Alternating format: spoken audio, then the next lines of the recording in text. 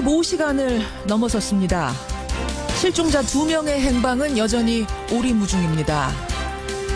애청자 여러분 안녕하십니까? 어제 13명의 사망자를 낸 영흥도 앞바다 충돌사고 2명이 실종된 지 25시간이 지난 겁니다. 밤새도록 조명탄을 쏴가면서 수색 작업을 벌였지만 실종자들은 여전히 발견되지 않고 있습니다. 어제 사고 영흥대교 교각 사이에서 2배가 충돌을 한 거죠.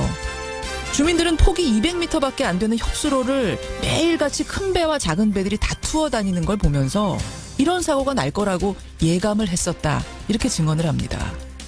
이 부분에서 역시 예견된 막을 수 있는 사고였다는 얘기를 또 할 수밖에 없네요. 무슨 일이 벌어질 것만 같은데 그게 내일은 아닐 거라는 생각이 어이없는 참사를 또 낳은 건 아닌가 모르겠습니다. 지금 인천 앞바다의 수온이 한 7, 8도 됩니다. 실종자들의 기적 같은 생활을 기원하면서 월요일 아침 김현정의 뉴스쇼 출발합니다.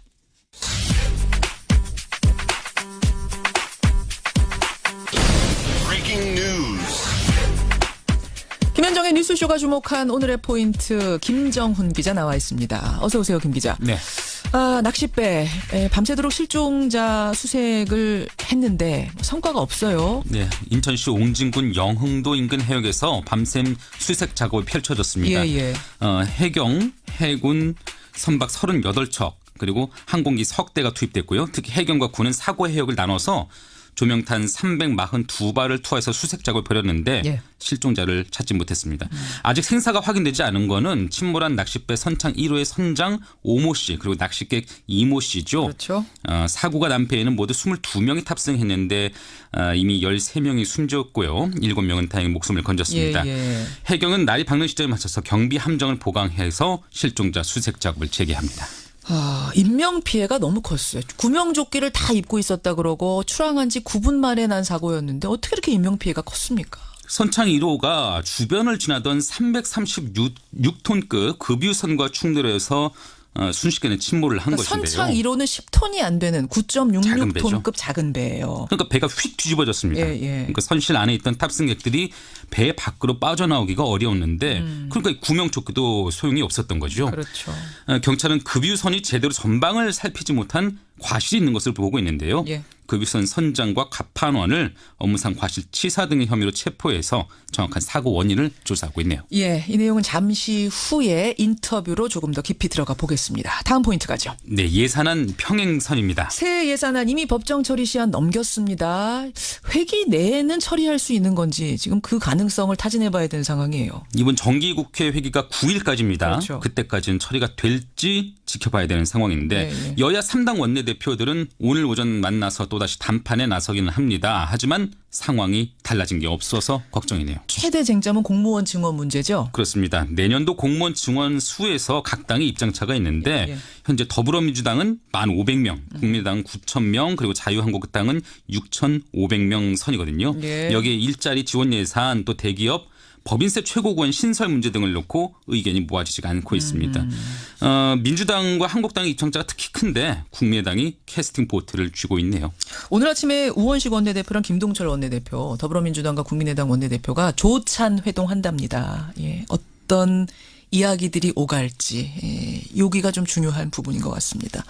마지막 포인트 하나만 더 보죠. 네, 최대 규모의 한미 공중 훈련입니다. 북한이 대륙간 탄도미사일 화성 15형을 발사한 지 닷새 만인데 이게 무력 시위 차원이라고 봐야 되는 건가요? 그렇습니다. 북한 도발이 고강도였던 만큼 한미 공중 훈련의 규모도 역대 최고 수준입니다. 어느 정도 수준이에요? 우선 스텔스 전투기인 F-22 6대가 투입이 됩니다. 예. 레이더망에 걸리지 않고 마하 2.5의 속도로 적진을 넘나들 수 있거든요. 6대가 투입됐어요. 네, 또 다른 스텔스기 F-35A 그리고 또 장거리 전략 폭격기죠. B-1B 랜서도 투입됩니다.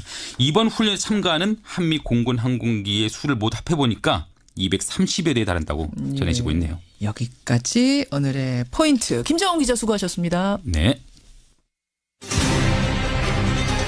22명이 탄 낚시여선 선창 1호가 인천 진도항을 출발한 건 어제 오전 6시쯤 출항 9분 만에 급유선이 왼쪽 선미를 들이받으면서 순식간에 배가 뒤집혔습니다. 13명은 선체 내로 진입 구조하였으며 나머지 7명은 표류 중인 것을 구조하였습니다. 나머지 2명을 찾기 위해 구조 작업에 총력을 다하고 있습니다. 예, 어제 인천 영흥도 앞바다에서 있었던 낚싯배 전복 사고.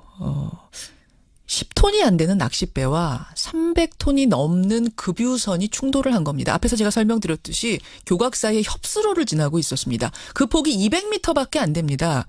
큰 배와 작은 배가 하루에도 한 50척씩 그 교각 사이를 지나다녔다고 하는데요. 사실은 예견된 사고가 아니었나 이런 생각이 듭니다. 물론 구명조끼 다 입고 있었고요. 안전교육도 다 받고 출발했다고 합니다만 승객들의 잘못이 아닌 거죠, 이건. 이렇게 안전실수가 일어나다 보면 뭐 어쩔 수 없이 이런 사고로 이어질 수밖에 없는 대형 참사가 예견된 거였다고 할 수밖에 없는 상황. 대부분의 사망자가 배 안에서 발견이 됐습니다. 대피할 틈도 없이 익사를 했다는 얘기가 되는데요. 우선 7명의 생존자 중에 1명이 전한 당시 상황 좀 들어보시죠. 깜깜한 데서 갑자기 뭔가가 나타나는 그런 느낌으로 배 앞부분이 확 보이더니 그냥 왼쪽 선미를 들이받더라고요. 그 충돌하고 몇 초 안 있어서 다 튕겨져 나갔었습니다. 맞아요. 저희랑 부딪힌 배를 향해서 계속 살려주세요라고 해서 그물 같은 걸로 해서 저희를 끌어올렸습니다. 저희가 살아도 죄인인 것 같고 뭐라 표현할 수 없을 정도로 마음이 아픈데요. 배에는 레이더가 다 있을 텐데 그리고 당연히 이 앞을 보면서 천장들이 운전을 하지 않겠습니까? 그런데 어떻게 이런 어이없는 사고가 발생했는지 참 이해가 안 갑니다. 해난사고 전문가세요. 진교중 전 해군 해난구조대장 연결을 해보죠. 진교중 대장님 안녕하세요. 네, 안녕하십니까. 우선 지금 사고가 발생한 지 25시간이 넘어가는데 실종자 수색 작업 어떻게 보고 계세요? 예, 실종자 수색을 그 야간에 조명탄을 쏘면서 그 바다 위를 쭉 탐색을 했는데 예. 불행하게도 찾지를 못했습니다. 그렇죠. 네. 생존 여부는 차치하고요. 일단 구명조끼를 그 두 분이 입고 있었다면은 물 위로 떠올라야 될 거 아닙니까? 근데 왜 이렇게 예, 발견이 그렇습니다. 안 되는 거죠? 이게 두 가지로 볼 수가 있는데요. 예. 하나는 그 선장분은 통상적으로 저도 낚시를 다녀봤지만 그 구명조끼를 잘 입지를 않습니다. 선장들은 보통 예, 구명조끼를 잘 입지를 않는다. 이유는 그 배 안에 조타실이 예. 협소하기 때문에 잘 입지 않고 또 한 분은 입었다 하는데 그 입었으면은 바로 그 오렌지색이기 때문에 예. 바다 색깔은 그 네이비 블루 아닙니까? 예. 배색이 오렌지색이기 때문에 금방 눈에 띄어야 되고 또 그 근처 해역이 망망대해도 아니고 바로 연안이기 때문에 아니죠. 보여야 되는데 보이지 않는다 하는 것은 저는 개인적으로 봤을 때 구명조끼를 입지 않았다라고 보여집니다. 그러니까 22명이 출발할 때는 분명히 다 입고 있었대요. 확인을 했답니다. 네네. 하지만 무슨 이유에서는 뭐 화장실에 갈 수도 있고 뭔가 다른 이유로 잠깐 벗어놓은 사이에 사고가 발생했을 가능성도 배제할 수는 없으니까. 네, 그렇습니다. 그러니까 이분이 입고 있었다면 반드시 떠야 된다는 말씀이세요. 반드시. 예, 반드시 떠야 됩니다. 왜냐하면 구명조끼는 그 생사를 불문하고 예. 물에 떨어지면은 그 부력에 의해서 반드시 뜨도록 돼 있고 뜬 것은 그 주변에 어선 헬리콥터 예, 또 그 배들이 많이 있었지 않습니까? 있었죠. 그래서 그 분들한테 쌍안경이나 또는 다른 어떠한 그 물체에 의해서 예. 분명히 눈에 보여야 되는데 보이지 않았다. 이것은 좀 납득이 안 갑니다. 그렇군요. 반드시 떠야 되는 상황. 그럼 지금 이제 25시간이 지났는데 냉정하게 생존 가능성은 어느 정도나 보세요? 저는 뭐 거의 생존 가능성은 없다라고 봅니다. 이유는 통상적으로 섭씨 5도에서 10도 사이 해수 온도가 될 때 예. 생존 가능성이 2시간, 최대 훈련된 병사가 4시간인데 지금 사고 해역의 해수 온도는 7.5도에서 예. 8.5도씨 사이를 왔다 갔다 하고 있습니다. 그렇다고 하죠. 따라서 벌써 25시간이 지났는데 예. 생존 가능성보다도 10배 이상 지났기 때문에 저는 생존 가능성은 희박하다. 단 이분들이 떠밀려서 육지나 섬으로 갔을 때는 예. 가능성이 그렇죠. 있지만 예. 지금 그쪽은 육지나 섬 쪽도 다 수색이 가능한데 아직까지 발견을 못했기 때문에 가능성이 희박하다 이렇습니다. 뭐 기적 같은 생활을 지금은 바랄 수밖에 없는 상황으로 네. 수색 작업은 계속 진행이 되고 있습니다. 자, 네. 원인을 좀 보겠습니다. 뭐 날씨가 급변한 거 아니냐, 수로가 너무 좁았던 거 아니냐, 여러 가지 얘기들이 나오는데 전문가로서 보실 때 종합적으로 볼 때 사고 원인 뭐라고 보세요? 저는 그 항해 부주의로 봅니다. 왜냐하면 예. 그 출항할 때 시정도 4km, 그 다음에 파도도 1 내지 1.5, 예. 그 다음에 비가 조금 내렸지만 날씨도 그랬지만 전혀 문제가 없었는데 갑자기 해상에서 그 기상이 돌변하고 그러진 않습니다. 연안 쪽은. 따라서 제가 보는 것은 협수로도 배가 다니는 길이 있습니다. 예. 예, 오른쪽으로 붙어서 가라, 왼쪽으로 붙어서 가라. 다 GPS도 있고 배 레이더도 있는데. 잠깐만요. 레이더가 큰 배, 300톤급 큰 배야 있었겠지만 그 낚싯배 조그만한 배에도 있었을까요? 낚싯배도 당연히 레이더가 있죠. 그래요? 네네. 그럼 레이더로 서로 다 봤을 거 아니에요? 그렇죠. 레이더를 활용을 했으면 다 봤죠. 근데 제가 볼 때는 두 군데 다, 예. 큰 배나 적은 배 두 군데 다 레이더를 정확히 보지 않고 그냥 항해를 하지 않았느냐라는 추정을 해볼 수가 있습니다. 정확히 주시하지 않고 연안이니까 좀 방심한 채 항상 지나다니던 길이니까 그냥 갔을 가능성. 네. 자, 그 가능성이 농후합니다. 뭐 상황을 가장 정확히 아는 건 선장이겠습니다만 지금 작은 배의 선장은 실종 상태입니다. 그래서 배에 타고 있던 손님이죠. 그 생존자 증언이 그나마 실마리가 될 텐데요. 그 생존자의 증언 잠깐 다시 듣겠습니다. 그냥 새벽이었지 뭐 안개가 끼거나 그걸 때문에 뭐 시야가 안 보이고 그런 상황은 아니야. 일단 저희가 출항을 해서 한 10여 분 정도 나갔는데 뒤쪽에서 배 모양의 불빛이 있다 그래서 그 얘기를 하고 1, 2분 최 안 된 시간이었던 것 같습니다. 전복이라는 자체를 느낄 새가 없이 저희는 튕겨 나갔기 때문에 진행 방향에서 왼쪽이요. 그러니까 왼쪽 뒷바퀴. 그쵸, 자동차로 따지면. 지금 생존자들의 증언 잠깐 들으셨어요. 이 생존자 말고도 대부분의 생존자들이 증언하는 게 똑같습니다. 뒤에서 큰 배가 오는 불빛을 봤다. 왜 저렇게 가까이 오지? 하고 1분도 채 지나지 않아서 들이받쳤다 이렇게 얘기를 하거든요. 네. 예. 그러면은 결국 큰 배가 뒤에서 오다가 앞에 있는 작은 배를 발견하지 못하고 뒤에서 들이받은 셈이 되는 걸까요? 뭐 서로 충돌이라기보다는? 네, 그러니까 앞배도 큰 배가 뒤에서 오면은 예. 오지 말라 하고 탐조등을 비친다든지 또는 무전으로 부른다든지 또는 그 기적을 울린다든지 해서 피해가도록 내가 여기 있으니 피해가라. 예. 라는 적극적인 신호를 보내야 되고 예. 뒷배는 큰 배는 앞에 적은 배를 발견했을 때는 속도를 낮추고 예. 가까워지면 속도를 낮추고 또 오른쪽 왼쪽으로 변침을 해서 안전하게 통과하는데 둘 다 항해 부주의로 보여집니다. 항해 부주. 원래 원칙은 뭔가요, 대장님? 원래 뭐 교통에 관한 원칙이 있지 않겠습니까? 그렇게 좁은 수로 협수로를 지날 때 원칙은 뭐예요? 협수로를 지날 때 원칙은 안전 속도를 유지하고 배가 가까워지면 속도를 줄여서 예. 어떠한 일정 거리를 유지하면서 예. 협수로를 안전하게 통과하도록 되어 있습니다. 따라서 예.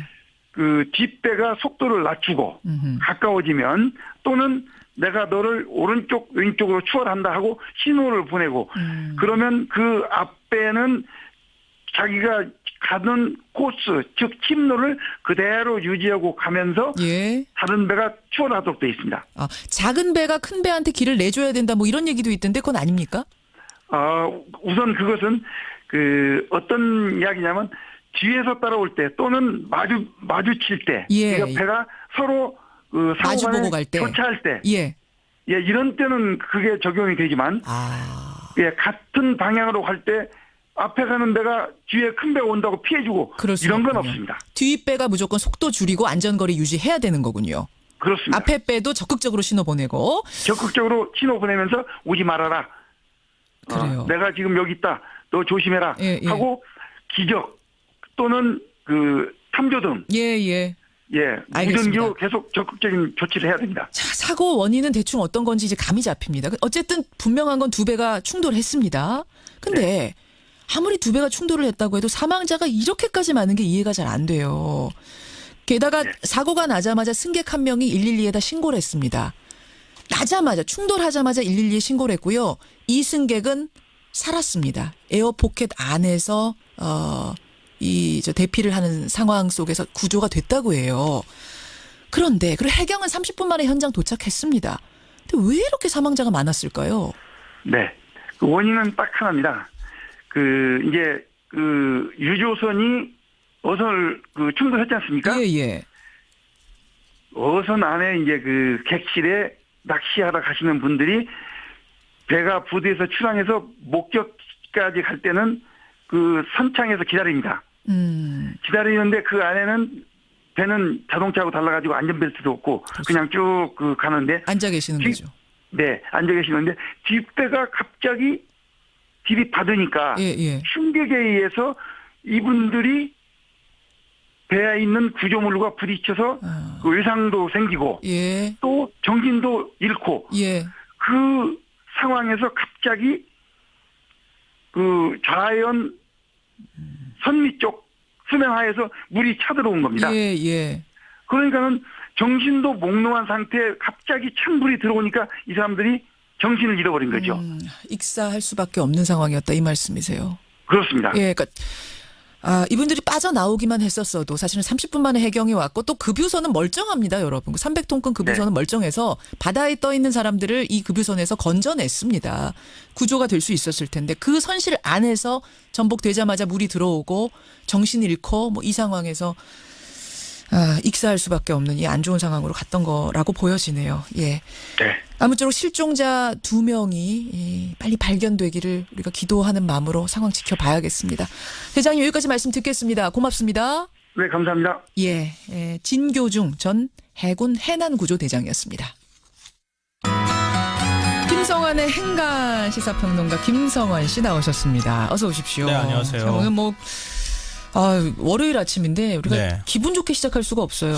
글쎄요. 굉장히 무거운 얘기들이 많네요. 어제 큰 사고도 있고요. 또 정치 쪽을 바라보면 전국도 안개 속입니다. 네, 맞습니다. 행간에서 좀 다뤄보죠. 내년도 예산안 처리가 법정 시한을 이틀이나 지금 넘기고 있는 상황입니다. 정세균 국회의장이 3일이라도 처리하자 이렇게 제안을 했는데요. 결국 합의에 이르지 못했고 오늘까지 지금 처리안이 미뤄진 상황입니다. 그렇죠. 오늘이 4일이니까 이제 이틀이 지난 건데요. 자칫하면 정기국회가 끝나는 9일까지 처리되지 못할 수도 있다 이런 우려마저 나오고 있는 상황입니다. 예산안 법정 처리 시한 넘긴 국회 이 뉴스의 행간을 좀 살펴볼까 합니다. 김동연 부총리가요. 예산안 처리 무산된 직후에 한 말이 화제가 되고 있더라고요. 이 주말 내내 120이라고 하는 말이 회자가 됐는데요. 이렇게 얘기를 했습니다. 예산실 직원들이 컴퓨터 비밀번호를 1202로 똑같이 걸어놓았다. 오늘 끝날 것으로 예상하면서 버텼는데 이게 무슨 말이에요? 그러니까 이게 법정 처리 시한이 12월 2일이니까 예산실 직원들이 12월 2일까지 이 컴퓨터 사용하고 그러면 이제 우리 손 털고 나갈 거다. 이렇게 생각했는데 이거 시한 넘기면서 참 우리도 난감하다, 안타깝다 이런 마음을 이제 표현한 거죠. 그도 그럴 것이 지금까지 국회 선진화법 만들어진 이후로는 계속 시한 내에 처리됐었잖아요. 네, 맞아요. 예산안이. 그러니까 국회 선진화법을 만든 이유도 이 연말에 예산안 처리 때문에 맨날 몸싸움이 일어났잖아요. 맨날 1월 1일 넘기고. 네. 그러니까 이거 하지 말자. 그래서 2014년에 이제 법을 제정을 한 건데요. 그러니까 처리 시한을 그 이후에는 몇 시간 정도 넘겼지만 그래도 다 대체적으로 이 법정 처리 시한 내 정도에 다 끝났어요. 근데 이번에는 이제 그거를 4년 만에 넘겼으니까 더 논란이 될 수밖에 없는 거죠. 그렇죠. 이번엔 예산안 처리 쟁점은 여러 가지가 있지만 공무원 증원 문제, 최저임금 인상분 4조 원 어떻게 처리할 것이냐의 문제, 기초임금 아동수당 문제, 법인세, 소득세 인상 문제, 이렇게 여러 가지 이제 산 넘어 산인 쟁점들이 많이 있는데요. 여당은 생사리 뜯기는 듯한 고통을 느끼고 있다 이렇게 하소연하고 있고, 야당은 여당이 침대 축구를 하면서 버티고 있다 이렇게 맞서고 있는 상황입니다. 핵심은 공무원 증원 문제인 거잖아요. 네, 그렇죠. 최대 쟁점은 그거죠. 지금 자유한국당 정우택 원내대표는 우리는 100% 이 부분에 대해서는 꿈쩍 않겠다. 6,500명에서 700명 마지노선 그어놨고요. 국민의당은 국민 세금으로 공무원 늘릴 수는 없다. 이게 법정 시한 지키는 것보다 더 중요하다 하면서 9,000명 마지노선 그어놨습니다. 보좌관은 잘만 늘리시더니 왜 그런지 모르겠네요. 글쎄요. 자, 이 뉴스의 행간 이면 들어가 보죠. 첫 번째 행간은 지방선거 때문이다입니다. 그게 무슨 말씀이세요? 뭐 최대 쟁점 법안 중 하나였던 기초연금과 아동수당 사실은 내용상에는 큰 차이가 없었어요. 그리고 이제 지난 대선 때 서로 간에 공약으로 내세웠던 것이기도 하잖아요. 단 하나 걸리는 게 있었습니다. 그게 뭐냐면 내년 지방선거 전에 실시할 것이냐 그 직후에 실시할 것인가 시기에 관한 문제입니다. 최소한 여당 입장에서는 내년 하반기가 시작되는 7월부터는 시행에 들어가야 한다 이렇게 주장을 했고요. 여당. 자유한국당과 국민의당은 6월부터 따지면 한 10월경부터 실시를 해야 한다 이렇게 지금 주장을 하고 있습니다. 10월부터. 이유는 왜 뭐예요? 이렇게 뒤로 미루려고 얘기를 하고 있느냐.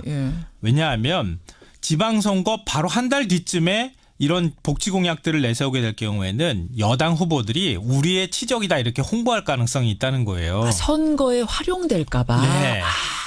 그거 활용되지 못하게 하기 위해서 내년 한 10월쯤에 예산을 배정해서 시작하자 이렇게 얘기를 하고 있는데 그래요. 근데 복지 공약 시작 시점을 이렇게 10월에 시작하는 게 이게 말이 맞는 건지는 잘 모르겠지만 어찌됐든 간에 지방선거에 초점이 맞춰져서 이렇게 논란이 증폭되고 있다는 겁니다. 예, 기초연금 인상하는 뭐 내용은 다 합의가 된 것 같은데 왜 이렇게 시기 가지고 일어나 했더니 거기에 선거가 깔려 있는 거예요. 네, 맞습니다. 두 번째 행간은 뭡니까? 두 번째 행간은 또 지방선거 때문이다입니다. 두 번째도 지방선거 때문이에요?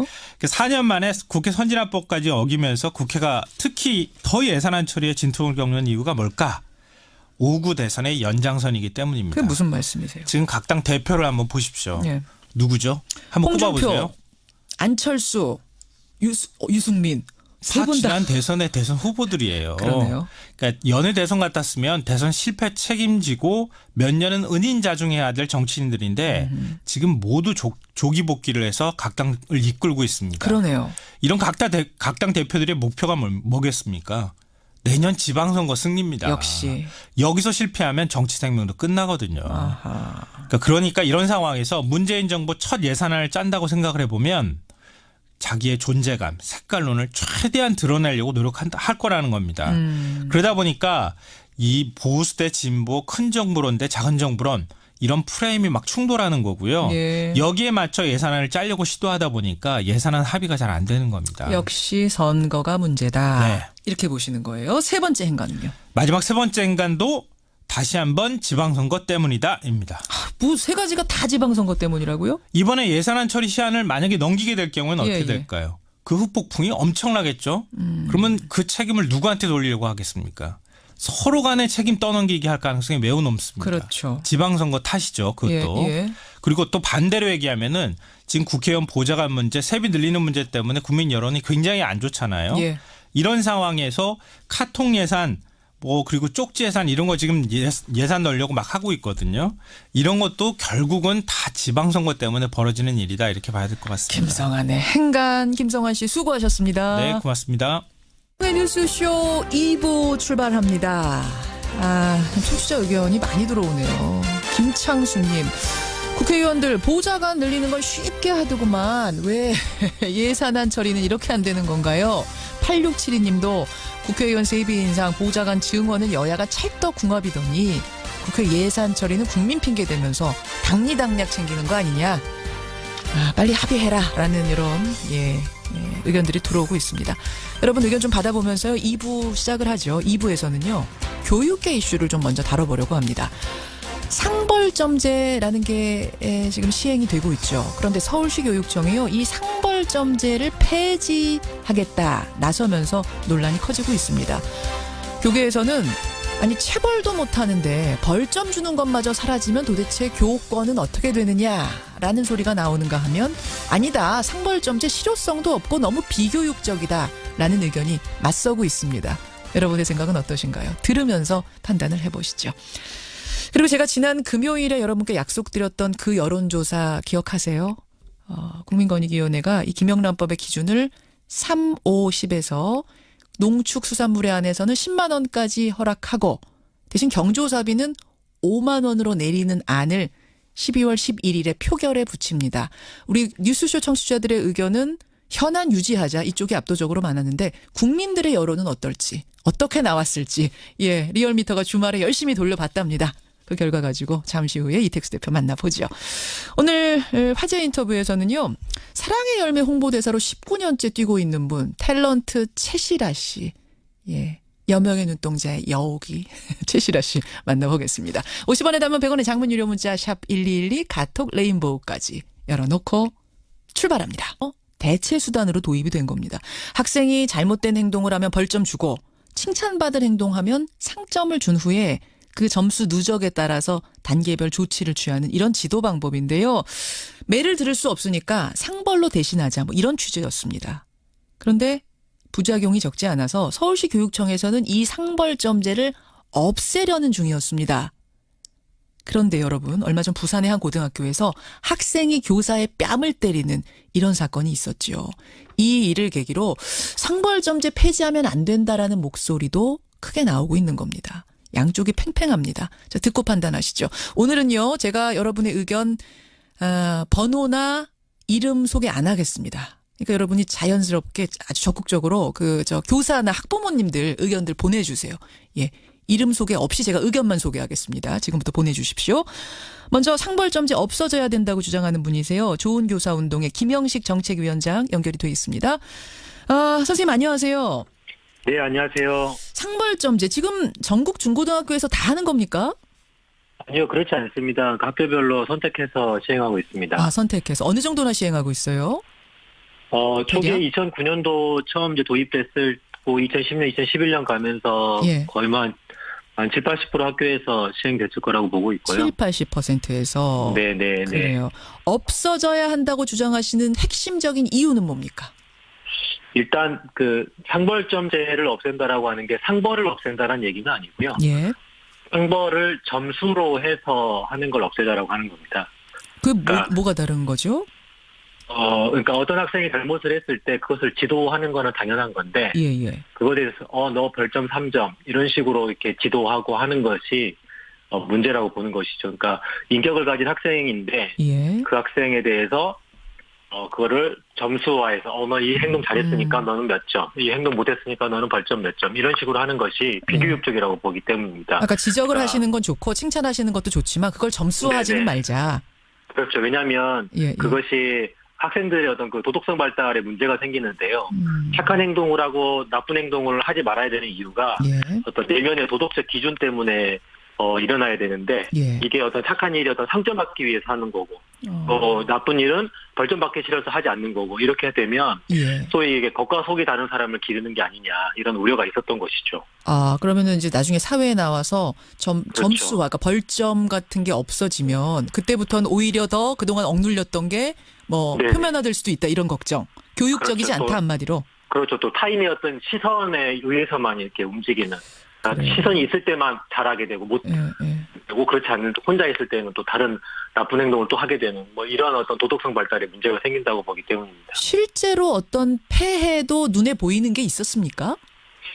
실제 이제 시행되는 과정에서 있었던 일들인데요. 예를 들면 바닥에 침을 뱉는 학생이 있습니다. 그러면 지나가는 선생님이 그걸 보시고 너 침 뱉었지? 너 벌점 3점 이렇게 하고 지나가시는 거예요. 그리고 그렇죠. 빨리 닦아. 그러니까 학생이 뭐라고 말하자면 저 벌점 받았잖아요 하고 그냥 가버리는 거죠. 벌점 줘놓고 왜 닦으라 그래요? 벌점 받고 말을 내요. 그렇죠. 그러니까 자기 행동에 대한 책임을 점수 받는 걸로 그냥 끝내버린단 말이죠. 게다가 학교별로 어떤 상점의 항목은 굉장히 적고 벌점의 항목은 굉장히 세세하고 많은 경우가 허다합니다. 제가 어떤 고등학교 봤더니 상점 항목은 17개, 벌점 항목은 33개, 거의 2배 차이가 나요. 그리고 선생님들도 상점을 잘 주진 않습니다. 주로 벌점을 많이 주는 거죠. 상은 잘 안 주고. 이 상벌점제가 주로 학생들을 좀 통제하기 위한 그런 수단으로 이제 이용된다는 그런 반증이기도 하고요. 또 심지어 학생 자치회 임원들에게 학생들에게 상벌점제를 줄 수 있는 권한을 주었던 학교들도 있습니다. 학생한테 학생이 학생을 평가해라? 그렇죠. 옛날에 어떤 선도부 같은 이제 그런 모습인 거죠. 우리 어렸을 적에 반장이 나와서 떠든 아이 이름 적고 이렇듯이. 그렇죠. 그래서 학생들끼리 서로 그런 감시하는 관계가 되고 그러면 이제 학급 공동체나 이런 친구 관계가 깨지게 되는. 또 서로 막 감시하는 늘 이렇게 남의 시선을 신경 쓰며 살아야 되는. 오호 감시 반증. 그런 환경 속의 아이들을 교육하게 된단 말이죠. 알겠습니다. 선생님 근데 지금 문자가 많이 들어와요. 교사분들의 문자 제가 아까 익명으로 소개하겠다고 했더니 교사분들이 문자 많이 주시는데 한 분은 학교 와서 가르쳐 보세요. 하루 만에 포기하고 가실 겁니다. 도대체 그럼 지적은 어떤 식으로 합니까? 이런 문자 어떻습니까? 이거라도 있어야 한다는 문자 같아요. 네네. 그러니까 그 상벌점제 아까도 처음에 제가 말씀드렸지만 예. 그 상벌점제를 없앤다라고 하는 게 그 학교에서 어떤 아이들 생활을 지도할 수 있는 규정이나 수단을 없애자라는 건 아니고요.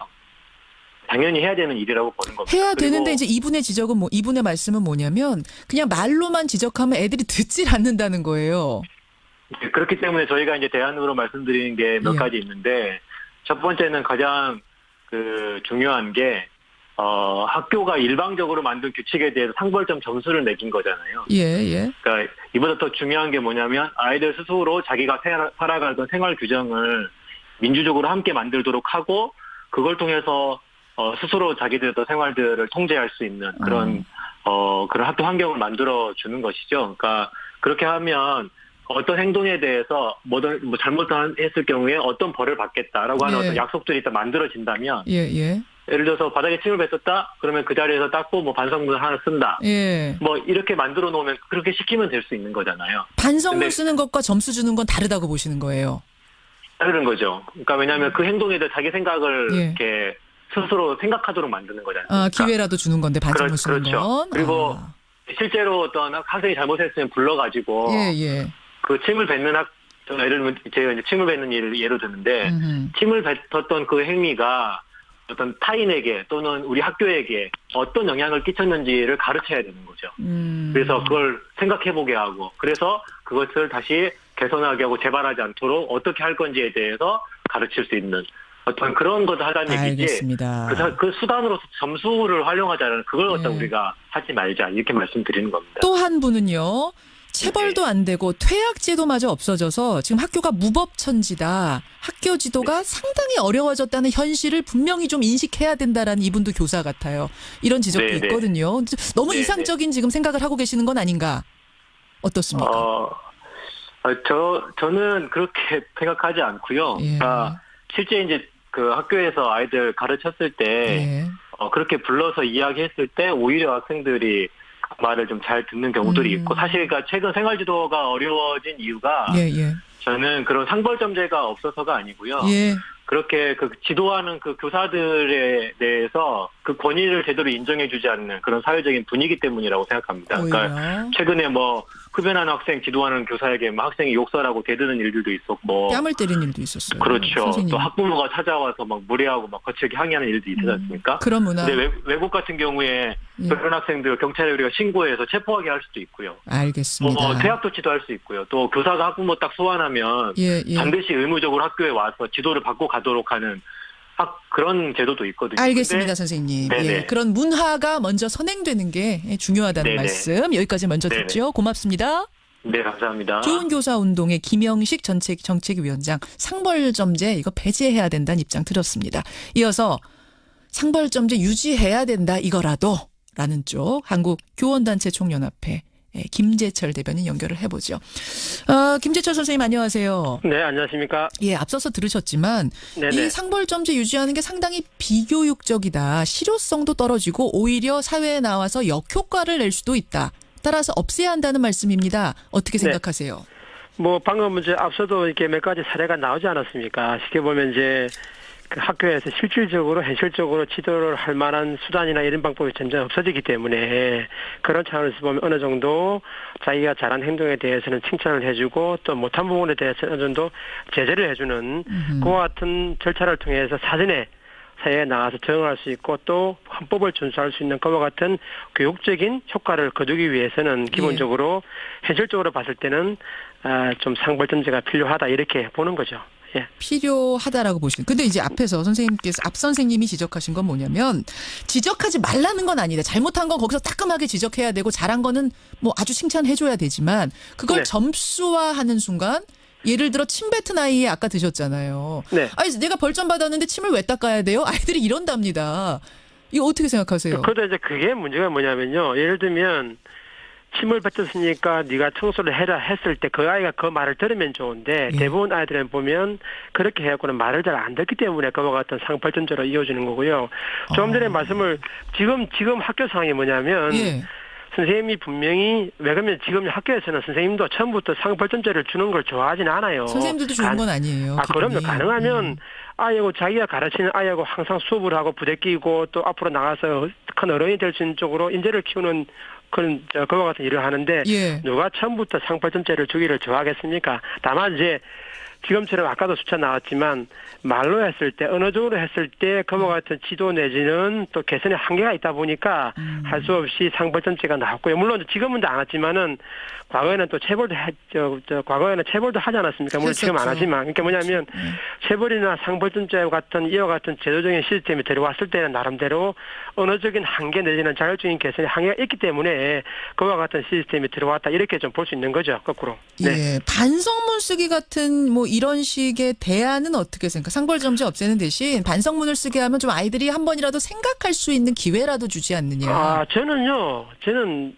기본적으로 뭐냐면 예. 학교 현장에서 아이들을 가르치면서 나오는 사례는 다양하지 않습니까? 케이스도 많고요. 다양하죠. 그러면 학교에서 그런 것들은 기본적으로 자율적으로 하시면 돼요. 예를 들면 방금 말씀하신 대로 어떤 학교는 상벌점제가 잘 맞는 경우도 있고 어떤 학교는 또 반성문을 쓸 수 있고요. 또는 그 두 가지를 복합적으로 또 그 외에 또 여러 가지 방법이 있다고 봅니다. 자율성을 주자는 말씀이세요. 학교마다. 예, 뭐냐면 무조건 상벌점제를 도입하면 안 된다라고 교육청이 나서가지고 없애는 이런 조치 이런 것들은 제가 볼 때는 오히려 안 맞다는 거죠. 제가 볼 때는. 학교마다 자율적으로 그 학교 문화에 맞는 것을 선택하게 해달라. 지금도 보니까 일부 학교는 지금 어제 지난번에 언론 보니까 지금 서울시 같은 게 한 70% 정도만 상벌점제를 운영하고 있고 나머지는 아마 이제 학교에서 어느 정도 좀 다양한 방법을 통해서 학생을 지도하고 이런 쪽으로 아마 좀 볼 수가 좀 나오고 있는 걸로 알겠습니다. 보입니다. 청취자 한 분은 이런 말씀 주셨어요. 북한도 아니고 규정 어긴 아이들을 신고하면은 거기다가 뭐 벌점을 준다. 이런 거는 인성 망가뜨리는 길이다. 좀 길게 보자라는 주장 어떻게 생각하세요? 예, 그렇게도 이제 볼 수는 있는데요. 문제는 뭐냐면 이제 지금 가장 안타까운 게 뭐냐면 두 가지 측면입니다. 뭐냐면 학교라고 하는 공간에서는 기본적으로 아이들이 지금 많이 배우고 여러 가지 사회생활의 질서나 규칙을 배우지 않습니까? 그리고 또 내가 조금 부족하더라도 다른 사람을 배려해주고 양보해주고 인내하는 이런 것들을 배우는 과정이란 말이에요. 그런 과정에서 어느 정도 자기가 한 행동에 대해서 어느 정도 적절하게 제재를 통해서 너 행동이 잘못됐다라고 하는 걸 배울 필요가 있고요. 또 한 가지는 뭐냐면 지금 아마 사회 내지는 국민 전반적으로 봤을 때 아이들을 지도하고 아이들을 지도하고 하는 사회적인 분위기가 지금 많이 약화가 됐습니다. 옛날에는 어른들이 그래도 내 주위에서 아이가 잘못하면 너 이거 이렇게 하면 안 돼. 다 이러고 했지 않습니까? 우리 아이가 아니더라도. 그럼요. 근데 지금은 국민들이나 사회 전반적으로 감히 아이들을 지금 이야기를 못해요. 큰일 나거든요. 지금 제일 웃은 말이 뭐냐면 길을 가다가 만났을 때 제일 무서운 사람이 중학교 2학년이라고 그래요, 보통. 그리고 또 한 가지는 과거에는 선생의 그림자를 밟아서는 안 돼. 지금은 선생이 학생들의 그림자를 밟아서는 안 된다고 하는 이야기들이 지금 상당히 지금 회자가 되고 있는. 잠깐만요. 저 교총 대변인님. 그 교권 침해 얘기 나온 김에 진짜로 그 정도로 심각해요? 이거 아주 극단적인 사례들만 우리가 봐서 그런 거 아니에요? 아까 맨 처음에 초입 부분에 말씀하시지 않았습니까? 얼마 전에 부산에서 뺨 때린 사건. 학생 지도 과정에서 불만 있다고 선생님을 가서 뺨을 때리고 그것도 복도에서 다 보는 앞에서 지각한 아이 혼냈더니 학생이 선생님 뺨 때린. 지금 뭐냐면 중요한 게 이거죠. 학생들을 가르치는데요. 우리가 흔히 생각할 때는 과거에 비하면 교육 환경이나 여건도 상당히 좋아지고 의식도 많이 지금 올라가지 않았습니까? 그러면 오히려 더 과거보다 학교 폭력이라든지 교권 사건 이런 게 더 안 나야죠. 지금은 오히려 더 교권 침해라든지 학교 폭력 이런 게 더 많이 나요. 실제로 교권 침해 사례가 많다는 말씀이세요, 현실에서도. 그 얘기는 뭐냐면 또 오히려 또 어떻게 보면 지금은 이제 이렇게 상벌점제 같은 이야기가 되고 있지만 어떻게 보면 과거에는 그와 같은 규정이나 이런 게 별로 없었잖아요. 없었죠. 주로 이제 이야기를 통해서 다 이러고 학교 내에서 이야기를 하면 말을 듣고 했는데 지금은 환경도 좋아지고 의식도 많이 올라갔지만 오히려 더 학교 폭력이나 안 좋은 면들이 많이 나오기 때문에 지금으로서는 언어만 가지고는 제재를 하는데 한계가 있다 이렇게 보기 때문에 제가 볼 때는 어느 정도 그걸 좀 기록하고 좀 해주는 알겠습니다. 대변인님 30초 남았는데 하나만 질문 드릴게요. 그런데 이 선생님들이 주관적으로 상점과 벌점을 주다 보니까 뭐 일부겠지만 어떤 선생님들에 의해서 아이들이 오히려 상벌점 폭력을 당할 수도 있다. 너무 주관적이다. 어떻게 생각하세요? 그거는요, 아마 이제 조금 전에 말씀드렸지만 학교별로 케이스도 많고 상황이 다양하기 때문에 일률적으로 말씀드리기 어렵고요. 그렇지만 그래도 그 선생님께서 그렇게 할 때는 아마 기본적으로 말이라든지 다른 걸 해보다가 안 되기 때문에 예. 그와 같은 경우로 아마 좀 상벌점제를 주는 게 아닌가 이렇게 판단이 들고요. 기본적으로 선생님들을 좀 믿고 그리고 기본적으로 학교 생활에서 올바른 교육 활동이라든지 아니면 학교 생활 지도를 선생님들께서 제대로 좀 하시도록 알겠습니다. 신뢰를 가지고 좀 지원해 주면 이와 같은 논의는 좀 많이 좀 줄어들 걸로 그렇게 보여집니다. 여러분 어떻게 생각하십니까? 지금 의견들이 활발하게 들어오네요. 교사이신 분들 제가 실명 얘기 안 합니다. 교사라고 표현하고 문자 보내주시고요. 학부모님들 학부모라고 표현하고 보내주십시오. 자, 고맙습니다. 네, 감사합니다. 예, 상벌점제 이거 폐지해야 되나 유지해야 되나 양쪽의 입장 들어봤습니다. 예, 한 주간의 여론조사 결과를 알아보는 시간 이택수의 여론. 오늘도 리얼미터 이택수 대표 나오셨습니다. 어서 오십시오. 안녕하세요. 벌써 12월 4일이에요, 이 대표님. 네. 아이들이 그 크리스마스에 산타 선물 기다릴 나이는 아니잖아요. 그럼요. 예. 지난주에 말씀드린 대로 군대를 간 나이기 때문에. 그래서 뭐 산타 선물 걱정은 안 하시겠지만 그럼요. 연말 되면 그래도 가족들끼리 뭐 아니면 주변 사람들한테 선물 주고받고 이런 것들 어떻게 하세요? 어떠세요? 저는 뭐 선물을 많이 주고받는 편은 아닌데요. 네. 그래도 있죠. 연말 연시에. 있죠. 꼭 챙겨야 될 분들. 네. 혹시 그럴 때 김영란법 좀 신경 쓰이세요? 아무래도 뭔가 선물을 해야 되는 이럴 때. 그럼요. 신경이 쓰이죠. 혹시나 받는 분들의 입장도 있을 것이고 또 저 역시 받을 때 확인 전화를 하시는 분들도 계십니다. 김영란법 대상이냐 아니냐. 저는 아니기 때문에 많이 주십시오 이렇게 말씀을 드리는데요. 저는 여론조사기관 사장은 아닙니다. 네. 편안하게 주십시오. 네. 지난 추석엔 어떠셨어요? 좀 신경 많이 쓰셨어요? 그럼요. 저는 이제 주는 입장에서는 확실히 좀 신경이 쓰였고 그럴 수밖에 없죠. 네, 받는 입장에서도 이제 물어보지 않는 분들은 그 무게감이 확실히 좀 줄어들었죠. 선물을 받을 때 옛날에 무거운데 좀 많이 가벼워진 느낌. 자, 여러분 권익위에서요. 지금 김영란법 개정을 저울질하고 있죠. 일단 1차 표결은 부결됐습니다. 뭐였냐면 농축수산물에 한해서는 국산이든 외국산이든 농축수산물에 한해서는 10만 원까지 상한선을 올리자. 요거 가지고 표결 붙였는데 부결됐고요. 그러자 일사부재리 원칙 때문에 똑같은 걸 다시 올릴 수는 없게 되자 정부에서 내놓은 안이 뭐냐면 농축수산물 10만 원 올리는 대신 경조사비는 5만 원으로 줄이겠다. 요런 안. 요 안을 가지고 12월 11일에 표결에 붙입니다. 두 번째 표결입니다. 저희 이 대표님 금요일에 요거 가지고 저희가 토론을 했어요. 찬반 토론을 한 후에 우리 뉴스쇼 청취자들은 현안 유지 쪽이 좀 많았습니다. 경조사비도 건드리지 말고 농축수산물도 건드리지 말자. 그래서 제가 이제 궁금해서 리얼미터에 여쭌 거예요. 국민 여론 조금 더 폭넓게 조사해보자. 어떻게 조사하셨어요? 네, 저희가 지난 금요일 12월 1일 날 전국 19세 이상 성인 9,323명에게 접촉을 해서 최종 506명이 응답을 완료했습니다. 506명이 응답했습니다. 5.4%의 응답률이었고요. 무선 전화 면접 및 유무선 자동응답 혼용 방식이었습니다. 표본 오차는 95% 신뢰 수준에서 플러스 마이너스 4.4%포인트였는데요. 질문은 다음과 같았습니다. 오는 11일 국민권익위원회는 최근 부결된 청탁금지법의 식사, 선물, 경조사비 상한액 개정안을 재상정할 것으로 보입니다. 개정안의 내용은 식사비 한도액 3만 원과 선물비 5만 원은 그대로 유지하고 경조사비는 기존 10만 원에서 5만 원까지만 허용하되 농축수산품과 화훼에 한정해 선물과 경조사비를 10만 원까지 허용하는 것인데요. 선생님께서는 이와 같은 청탁금지법의 식사, 선물, 경조사비 상한액 개정안에 대해서 어떻게 생각하십니까? 이렇게 물었습니다. 자, 이제 여러분 중요한 것이 오늘 보셔야 될 것이 그냥 농축수산물만이 아니라 농축수산물 올리는 대신 경조사비를 5만 원으로 줄이는 거기 때문에 요거에서 어떻게 나왔을지 잘 모르겠어요. 청탁금지법에 대해서 찬성한다는 의견이 63.3%로 나타났고요. 반대한다는 의견이 27.5%로 대략 2배 이상 찬성 의견이 높게 나타났습니다. 개정안에 찬성한다. 청탁금지법 개정안에 찬성한다가 63.6%.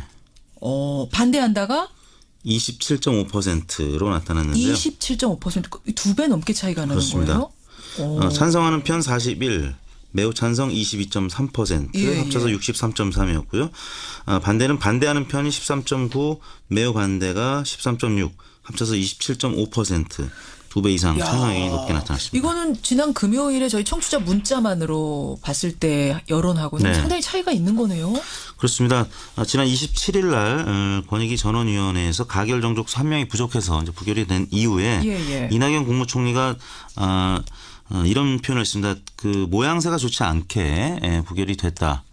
권익위원장이 그때 국회에 이제 출석하면서 이 1명이 부족해서 이제 전원위에서 부결이 됐는데 결국에는 이낙연 총리가 내년 설 연휴 이전에 김영란법을 손질해서 농축수산업계 어려움을 덜어주겠다는 취지의 발언을 했었는데 그런 보도가 전해지면서 대통령 지지층에서도 좀 관심을 이제 갖게 됐다.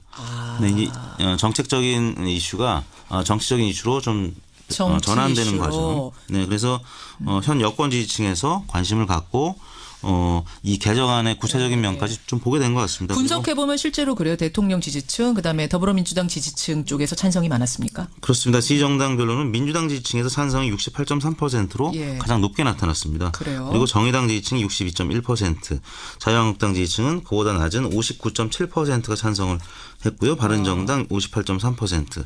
결국에는 이낙연 총리의 입장 관련 보도 그리고 사실 그와 관련해서 지난 8월 달에 문재인 대통령이 청탁금지법 관련한 연구 결과와 국민 의견을 바탕으로 보완 방안을 마련하라라는 지시가 있었는데요. 그와 관련된 보도도 또 몇 달 만에 다시 나오면서 문재인 대통령 지지층, 민주당 지지층이 좀 우호적으로 바뀐 것으로 보이고요.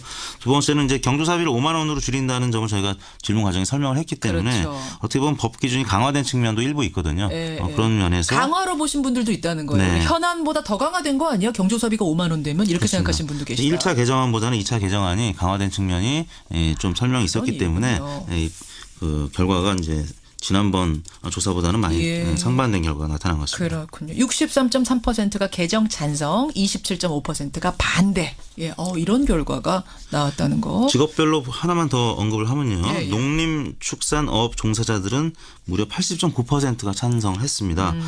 그리고 이제 자영업자들도 71.4%가 찬성을 해서 실제 이 청탁금지법 도입 이후에 굉장히 많이 어려워진 이 농림축산업 종사자들 볼 수 있는 그런 그리고 자영업자들도 그동안에 많이 어려움을 호소했었거든요. 저도 개인적으로 그런 분들의 의견을 들었을 때 고통을 많이 호소해왔던 측면이 있는데 그분들의 의견이 상당히 찬성 쪽으로 많이 쏠린 것으로 나타났습니다. 그렇게 됐군요. 이렇게 조사 결과 나왔습니다. 자, 그러면은 정리해 조사 가겠습니다. 문재인 대통령 국정 운영에 대한 평가, 대통령 지지도 가보죠. 네, 문재인 대통령 지지율이 지난 2주 동안의 상승세를 마감하고 소폭 하락한 71.5%를 기록했습니다.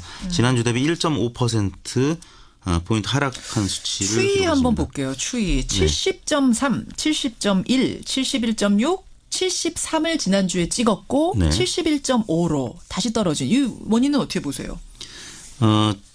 주초 중반까지 김관진, 임관빈 구속 적부심 석방 이후에 보수층이 일부 이탈한 측면이 하락에 영향을 준 것으로 보이는데요. 물론 이제 주 중반에 북한 미사일 발사 소식이 있었습니다. 그렇죠. 평상시 같았으면 더 떨어질 텐데 북한 미사일 발사 직후에 일간으로 보면 긍정평가가 반등을 하는 모습을 보였는데요. 아니 미사일 발사하면 이게 안보 문제고 안보 이슈 터지면 늘 대통령 지지도 떨어지기 마련이었는데 어떻게 영향을 안 받았어요? 이번에는 미사일 발사 2분 만에 첫 보고가 이루어졌다. 그리고 사전 징후를 포착해서 대응 준비에 만전을 기했다. 이런 보도가 나왔었고요. 또 대응을 잘했다. 오히려 이렇게 되면서 플러스 요인이 됐단 말씀이에요? 한미 정상간 통화도 도차례나 이루어졌죠. 그렇죠. 관련해서 긍정적 요인으로 작용을 한 것으로 보입니다. 그럼 전반적으로 이게 어쨌든 조금 떨어진 이유는 그러면은 구속 적부심 석방 이게 제일 결정적이었다고 보시는 거예요? 그렇습니다. 그리고 이제 화요일 날은 자유한국당 심재철 의원이 또 문 대통령 내란죄 형사 고발 주장 논란이 있었죠. 그러나 보수층이 주초까지는 조금 결집한 측면이 있었는데요. 주 중후반 들어가면서 북한 미사일 발사 소식, 그다음에 또 전 국가정보원장의 뭐 자금 사적 유용 보도 관련된 부분이 나오면서 주 후반에는 상승을 했는데 주간 집계 전체로는 1.5% 하락한 71.5%를 기록했습니다. 정당 지지도 짧게 보고 가겠습니다. 네, 민주당이 0.2%포인트 오른 52%, 자유한국당은 1.2%포인트 오른 17.6%, 바른정당이 0.3%포인트 빠진 5.2%, 정의당이 1%포인트 빠진 5.1%, 국민의당이 0.1%포인트 오른 4.6% 순으로 나타났습니다. 지난주에 자유한국당이 상당히 빠졌었는데 이번 주에 회복한 건 무슨 이유일까요? 아까 문재인 대통령 지지율 설명했던 부분과 이제 맥을 같이 하는데요. 주초에는 김관진, 인간빈 구속 적부심 석방 관련된 소식, 그다음에 수요일에는 북한 미사일 발사 소식, 이런 안보 이슈에는 한국당 지지율이 항상 올라가는데요. 주 후반에는 아까 말씀드린 국가정보원 전 원장들의 자금 사적 유용 보도 등이 이어지면서 주 후반에 하락한 것으로 나타났습니다. 어떻게 조사하셨습니까? 네, 이번 조사는 지난 월요일인 11월 27일부터 12월 1일 금요일까지 닷새 동안 전국 19세 이상 유권자 45,584명에게 통화를 시도해서 최종 2,519명의 응답을 완료했습니다. 5.5% 응답률, 조사 방법은 같았고요. 표본 오차는 95% 신뢰 수준에서 플러스 마이너스 2%포인트였습니다. 아유, 고맙습니다. 지금 청취자들께서요. 조금 전에 저희가 상벌점제 가지고 뜨겁게 얘기하고 문자가 지금 상당히 저 학부모입니다, 학생입니다, 교사입니다 하면서 들어오고 있는데 한 분께서 이거 한번 여론에서 돌려달라. 상벌점제 폐지냐 유지냐. 네. 괜찮으시겠어요? 네, 한번 해보죠. 이거는 이제 또 우리 둘째 아들이 직접 이해 당사자였기 때문에 저도 관심이 많습니다. 여러분 의견 보내주세요. 하나 더는 뭐냐면요. 노키즈존 있잖아요. 노키즈존이 또다시 요즘 이슈로 부각되고 있습니다. 왜냐하면 예스키즈존이라는 게 또 생겼거든요. 그거 관련해서도 한번 좀 돌려달라. 주문이 많습니다. 숙제 가득 안고 가시네요. 이택스 대표 수고하셨습니다. 네, 수고하십시오. 여론이었습니다. 여러분의 의견 보겠습니다. 김영란법 두 번째 표결 앞두고 여론조사 돌려봤는데요. 5754님은 김영란법 제발 건드리지 마세요. 그냥 350 그대로 하자. 왜 안달이냐 하셨고요. 송정호님은 더 강화하자. 공무원만 아니라 일반 회사원에게도 적용했으면 좋겠습니다. 고객사. 그러니까 갑인 회사들이 있죠. 거기에 축의금, 부의금 강요하는데 아마 아주 힘듭니다. 이러셨어요. 그러니까 우리 청취자들은 항상 이렇게 의견이 좀 강화 쪽으로 많이 나오는데 이번 여론조사 결과는 어쨌든 개정하자는 쪽. 그러니까 그걸 또 강화로 받아들이신 여론도 많답니다. 정조사비를 줄이는 거니까. 어쨌든 그렇게 나왔네요. 상벌점제 관련해서 아주 의견이 많이 들어오고 있습니다. 제가 오늘 익명으로 소개하겠다고 했죠. 학부모님. 박모 씨입니다. 우리 애들 다니는 학교는요 이미 2년 전에 없앴는데 아무 문제 없더군요. 정말 심각한 상황이면 학폭위에서 다 걸을 수 있습니다. 따라서 상벌점제 폐지 찬성합니다. 하시는 분이 있는가 하면 중학교 교사입니다 하시면서 한 분이 보내셨어요. 생활지도 2년째 하면서 몸도 마음도 만신창이가 됐습니다. 정말 힘듭니다. 이 상황에서 상벌점제마저 사라지면 도대체 어떻게 생활지도할지 눈앞이 캄캄하다. 지금 교사분들 문자는 다 이런 식으로 들어오고 있습니다. 학생 문자 하나 볼게요. 임석훈님 학생입니다. 중학교 2학년 학생입니다. 저는 상벌점제가 있어야 된다고 봅니다. 그나마 상벌점제가 있어서 아이들의 나쁜 행동을 막을 수 있다고 봅니다. 이렇게 문자 고맙습니다. 7342님은 학부모입니다 하면서 보내셨는데 이분은 제가 익명으로 하기로 했는데 7342님 의견 소개 안 하고요. 다른 학부모님 의견 소개하겠습니다. 상벌점 규정은 학생 대의원 회의를 거쳐서 확정됩니다. 학생이 참여한다는 의미다라서 이분은 참석한다는 말씀이세요. 반면에 반대하는 학부모님은 교사들 편리하기 위한 수단일 뿐이다. 다른 방법으로도 얼마든지 지도할 수 있다는 의견. 자, 변상욱 대기자 어서 오십시오. 네, 심각하군요. 저는 사실은 이 토론을 하면서 이렇게까지 문자가 많이 들어올 줄 몰랐어요. 그러니까 지금 학교의 상황이 그만큼 심각하다는 얘기로도 들려요. 예를 들면 학부모가 교사를 마음껏 만나가지고 아이의 문제를 상담하고 심도 깊게 논의하고 교사가 학부모와 함께 집으로 가서 집에서 아이를 만나보기도 하고 자유롭게 할 수 있으면 되는데 그거는 뭐 촌지 문제 때문에 일찌감치도 안 된다고 했던 거라 끊겨놓고 그다음에 이제 방법은 때리는 건 또 안 되니까 상벌점제가 나왔는데 결국은 학교가 정상화되지 못하니까 이런저런 방법을 짜내도 역시 문제는 남는 거군요. 참 그래요. 참 안타까운 현실. 이 이야기 문자 더 보내주시고요. 우리는 그 사이에 기자 수첩 가보죠. 네. 뭐가 좋으셨어요? 베트남에 잠깐 다녀왔습니다. 언제 다녀오셨어요? 뭐 어제 막 도착했습니다. 그러셨어요?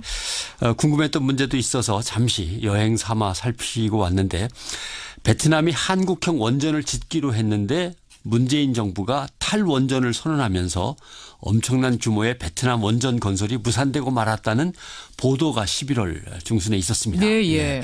문제의 시작은 문화일보가 11월 10일 날 이창건 원자력문화진흥원장 인터뷰를 실으면서 이제 문제가 됐죠. 원자력 이분은 이제 전문가시죠. 전문가시죠. 그렇죠. 국내 원자력 1세대 원자력과 함께 한 50년을 함께 해오신 분인데 이분이 이제 늘 원자력 발전소보다 인류 역사상 안전한 건축물은 없다. 그렇게 아무 걱정 없다 늘 얘기하시는 분이죠. 기자가 이렇게 묻습니다.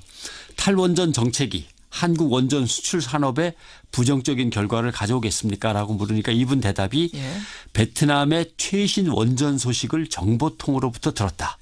베트남이 신규 원전 10기를 2028년까지 짓기로 했는데 대상국에서 한국을 유력하게 검토하다가 우리의 탈원전 정책 때문에 배제했다고 하더라.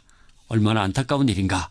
이렇게 얘기하니까 산업통상자원부가 깜짝 놀라서 반박 보도자료를 냈습니다. 어떻게요? 베트남은 전력 수요가 줄어들면서 또 재정이 너무 부담스럽고 안전성도 문제가 있는 것 같고 해서 원전 건설을 중단한 거고 한국과 베트남 두 나라가 공동으로 검토하던 중부 원전이라는 게 있었는데 그건 2030년까지 준공하려고 했던 건데 이것도 역시 현재로서는 무산된 상태다.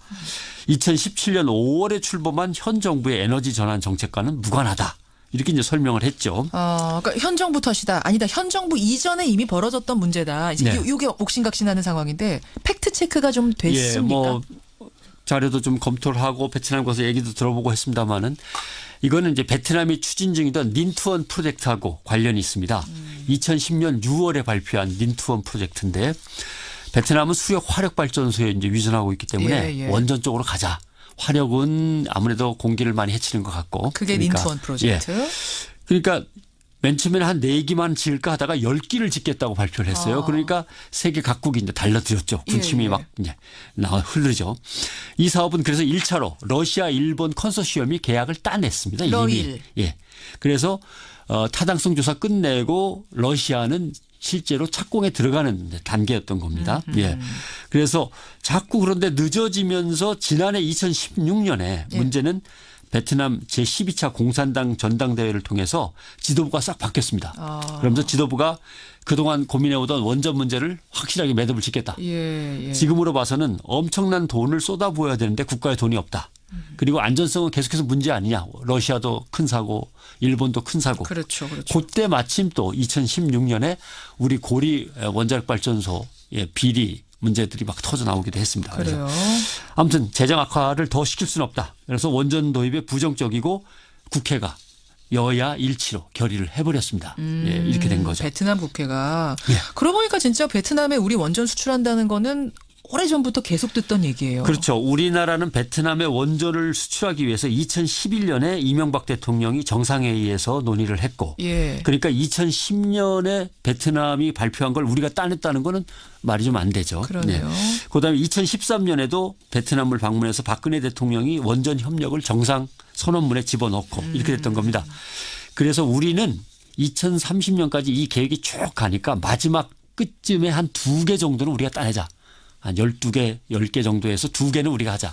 이것만 해도 한 12조 정도는 됩니다. 그래서 타당성 조사 과정에서 우리는 협력 관계를 논의하다가 끝났지만 문제는 러시아, 일본은 황당하죠. 2010년부터 이제 작업을 시작해서 2014년에 착공해서 2020년에 완공을 짓는다고 지금 계획을 진행시키고 있는데 갑자기 다 중단 이렇게 하니까 그래서 일본 마이니치 신문 보도를 보면 아베 정권이 엄청난 치적이라고 선전했는데 이제와 무산되면은 아베 정권의 타격이 예상된다. 이렇게 보도하기도 했습니다. 왜냐하면 아베 정권은 인프라 수출을 성장 전략의 하나로 설정하고 원전 사업의 해외 진출을 적극 지원해 왔고 베트남 원전 수주가 이 후쿠시마를 극복하고 드디어 원전을 갖다 따냈다. 계약을 따냈다 해서 엄청나게 홍보를 했습니다마는 결국 무산된 거죠. 그래요. 가보니까 문제는 베트남이 아직은 전력이 부족합니다. 자기네는 뭐 그렇게 부족하지 않다 그러지만 그래서 다시 원전을 추진할 것인가 말 것인가는 이제 몇 년 뒤에 또 한번 논의가 될 것 같고요. 그때 우리는 원전 쪽을 추진할 것이냐 태양광 수력 발전소 쪽을 더 추진할 것이냐. 베트남도 원전으로 갈까 태양광 수력으로 갈까 고민하고 있거든요. 그러니까 우리는 베트남과의 관계를 계속 유지하면서 원전 쪽을 수출해야 되나 태양광 수력 쪽을 수출해야 되나 뭐 둘 다 하면 더 좋고요. 이런 식으로 전략적 목표를 가져가야죠. 하여튼 베트남 다녀오시면서 내린 결론은 그 우리 때문에 베트남 원전 우리가 탈원전 선언하면서 베트남 원전 취소됐다는 거는 가짜 뉴스였다. 완전히 가짜 뉴스입니다. 이거 하나 확인하고 오셨네요. 잘 다녀오셨어요. 네. 고생하셨습니다. 고맙습니다. 변상욱 대기자였습니다. 매년 이맘때가 되면 사람들 옷깃에는 빨간 열매 배지가 달리고요. 광화문 광장에는 빨간 온도탑이 세워지죠. 사랑의 열매가 우리 이웃들을 위해서 모은 따뜻한 마음의 상징들입니다. 올해도 어김없이 모금이 시작됐습니다. 1호 기부자는 문 대통령이었고요. 문 대통령으로부터 기부금을 전달받은 사람은 최시라 씨였습니다. 알고 보니까요. 사랑의 열매 홍보대사로 최시라 씨가 활동하신 지 벌써 19년째라 그럽니다. 한 해 두 해도 아니고 19년. 이 정도면 사실 진정성이 제대로 느껴지죠. 오늘 화제 인터뷰 참 반가운 목소리 배우 최시라 씨 만나보겠습니다. 최시라 씨 안녕하세요. 안녕하세요. 반갑습니다. 라디오에서만 듣다가 이렇게 함께 출연하게 돼서 너무 반갑습니다. 반갑습니다. 최시라 씨도 예전에 라디오 DJ 하신 적 있지 않나요? 네, 저 예전에 SBS에서 그대곁에 최시라입니다라는 프로그램을 한 1년 반 정도 했던 것 같고요. 맞아요. 그리고 그 전에 이제 KBS에서 최시라의 영화음악실 맞아요. 했었어요. 맞아요. 그래서 그런지 라디오로 듣는 이 목소리가 굉장히 정감 있어요. 우리 김현정 앵커만 할까요? 자, 이렇게 덕담을 서로 주고받으면서 훈훈하게 최시라 씨와 만났습니다. 오늘은 근데 DJ 최시라 배우 최시라 아니고요. 네. 사랑의 열매 홍보대사 최시라 씨로 나오신 거예요. 아니 19년째 하고 계세요? 네, 19년째고요. 내년으로 넘어가게 되면은 만 19년이 되고 20년으로 넘어가게 되는 해예요. 아니 최시라 씨가 배우 생활하신 지가 얼마나 되셨죠? 85년도에 고등학교 2학년 고교생 일기로 시작을 했으니까요. 30년이 훨씬 넘은 것 같아요. 그러면은 30 몇 년 기간 동안 20년을 사랑의 열매 홍보대사. 뭐랄까 그냥 친구같이 정말 함께 해온 것 같아요. 사랑의 열매는. 그러면 연말 되면은 남들은 뭐 크리스마스다 새해다 이럴 때 최시라 씨는 은근히 부담도 되시겠어요. 올해는 또 얼마나 사랑의 온도탑의 온도가 올라갈까 이런 것들. 근데 정말 이렇게 그 온도탑이 항상 100도를 넘어서서 목표에게 모자르지 않고 이렇게 조금씩은 초과하는 거 보면서 국민 여러분들의 정성이 다 모아져서 대단하다 싶어요. 그래요. 올해도 사랑의 열매 첫 모금이 지난 20일부터 시작이 됐습니다. 그리고 첫 번째 기부자가 문재인 대통령이었어요. 네. 예. 문 대통령이 최시라 씨의 그 사랑의 열매 배지를 많이 쳐다봐서 그게 화제가 됐었습니다. 네. 그게 이제 약간 크리스탈 소재로 해서 반짝이는, 또 이제 이번에는 또 이렇게 크리스탈로 바꿔서 달았는데, 이렇게 이제 그 보시더니 이제, 아니, 뭐가 반짝반짝거리지 이제 눈에 띄고 좀 크거든요, 얘가. 신기하셨어요, 그게. 그랬더니 임종석 비서실장이 옆에서, 이거 최시라 씨가 달아서 변한 거 아니에요? 이렇게 말을, 농담을 또. 그렇게 또 센스 있게 최시라 씨가 달면 보석으로 변하는 거 아니에요? 그래서 다들 깜짝 놀랐죠. 너무 웃음보가 터져서 그 다음에 환담이 너무 편안하게 또 얘기를 나눌 수가 있었던 것 같아요. 훈훈했네요. 예, 첫 기부자의 기부금 전달식이 아주 훈훈했기 때문에 올해는 온도탑의 온도가 100도를 금방 박차고 올라가지 않을까 기대를 하게 됩니다. 아, 네. 저도 기대를 조심스럽게 해봅니다. 그러니까요. 근데 최근에 사실은 좀 안 좋은 사건이 하나 있었어요. 이영학 사건이 벌어지면서 기부 포비아라는 말이 생겼습니다. 아니, 기부 이거 해도 되는 거야? 내 돈이 제대로 쓰이는 거야? 이거 의심하시는 분들이 꽤 많으시거든요. 네. 기부를 19년 동안 홍보대사 하셨던 분으로서 이 상황 어떻게 보세요? 그때 환담할 때도 문 대통령께서도 그런 말씀을 먼저 하셨는데, 이제 아직까지 우리가 이제 국민들의 이 마음은, 이웃과 나누고 싶어 하는 마음은 여전히 있을 것이다라는 그런 기대감으로 열심히 한번 또 해보겠습니다. 이렇게 이야기를 나누었었거든요. 그런 부분들은 투명하게 내가 낸 기부금이 어디에 쓰이는지를 알 수 있기 때문에 겨우 내내 이제 시작이 됐으니까 곳곳에 있는 사랑의 열매를 찾아주시면 너무 많은 도움이 될 것 같아요. 그래요. 최시라 씨, 지금도 활발하게 배우로 활동하고 계십니다만, 꼭 한번 내가 이런 역할은 해보고 싶다 하는 배우로서의 꿈? 마지막 질문은 우리 배우로서 질문 드리죠. 배우로서. 남들이 안 해봤던, 머리를 예전에 그런 생각도 해봤었어요. 삭발을 하는 그런 역할도 괜찮을 것 같고. 삭발을요? 최시라 씨가 긴 머리가 트레이드마크인데?